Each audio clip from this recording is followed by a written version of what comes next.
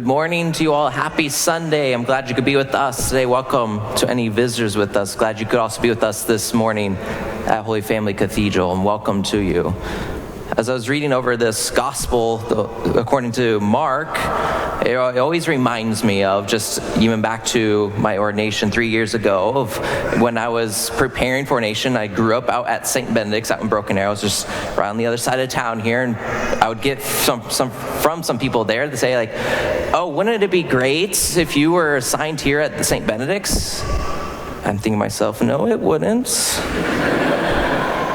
Kind of this same aspect of Christ, but he's experiencing a prophet is not without honor except in his native place.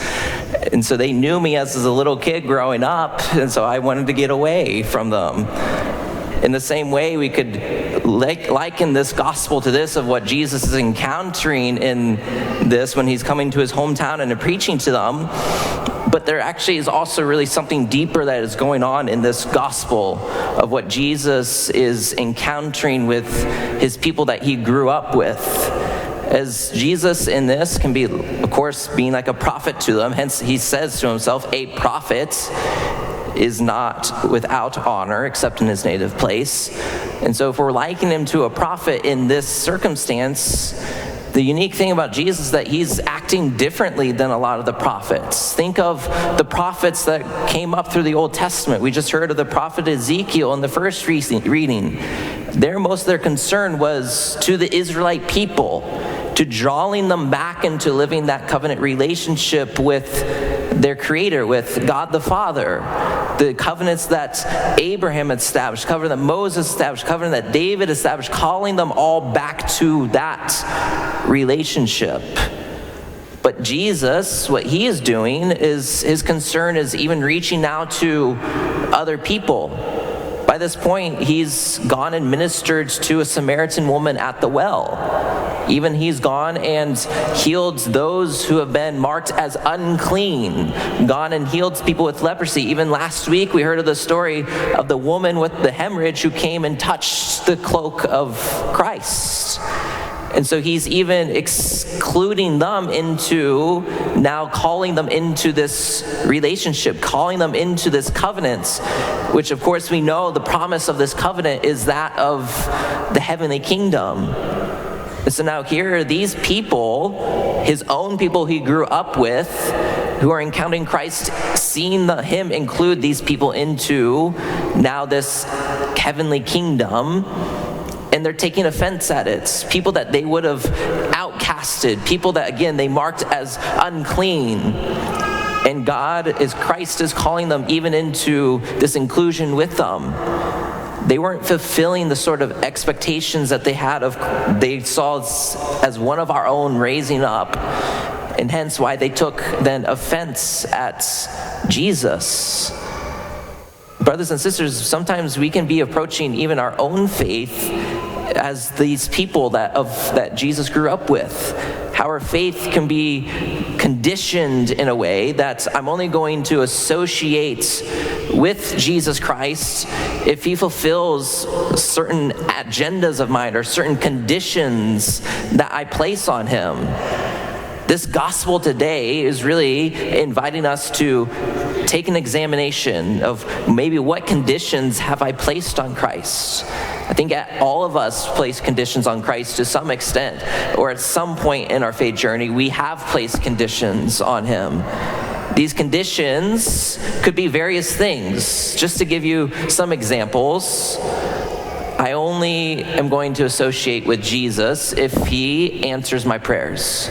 I'm only going to associate with Jesus if I have a good life, if I'm blessed, and not with all these evils around me.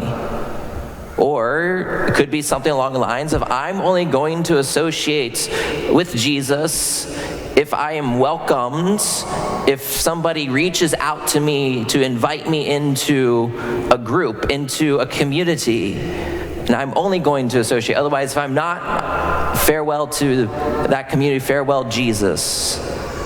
Or it could be something along the lines of I'm only going to associate with Jesus Christ through a certain priest. After Father Castle leaves here in a few weeks, I'm done. That is a very real reality that's going to come up for us as Father Castle is preparing, as we know, to become the full-time Vicar General. You may be in that boat. You may be in one of these boats. You may be in multiple of these boats. But this gospel is calling us, is challenging us to acknowledge these conditions that we can place.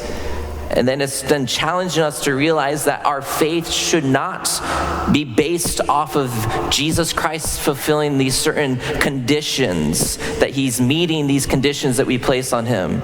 Because Christ should not have to do anything for us to earn our love. He should not have to do anything for us to learn our love. By the mere fact that we are existing, the mere fact that he created us, we should be loving him.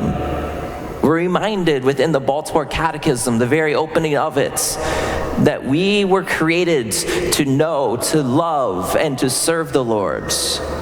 Created to know, to love, and to serve. There's no conditional statements in that.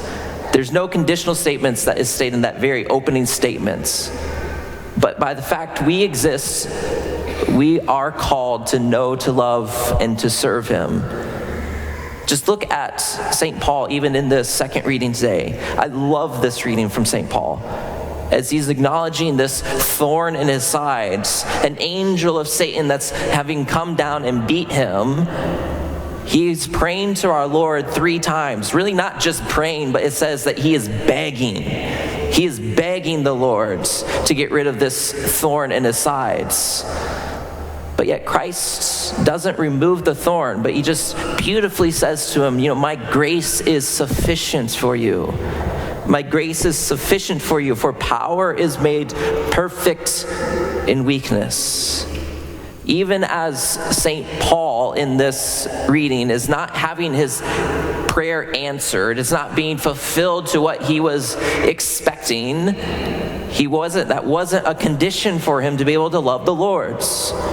We see that he continued to love the Lord, and really, he loved the Lord even more because of his weakness. He's willing to boast of his weakness for the sake of Christ. And so he didn't walk away from the faith because of a condition that he placed on it, but rather we know of the great abiding faith and love that St. Paul had even in his ministry, going out and preaching to all the people that he encountered.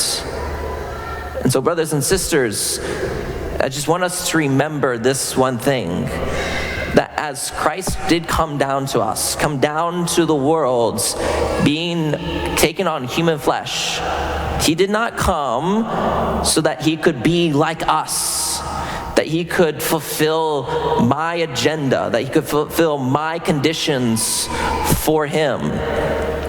But rather, he came down, took flesh among us, simply so that we can be like him.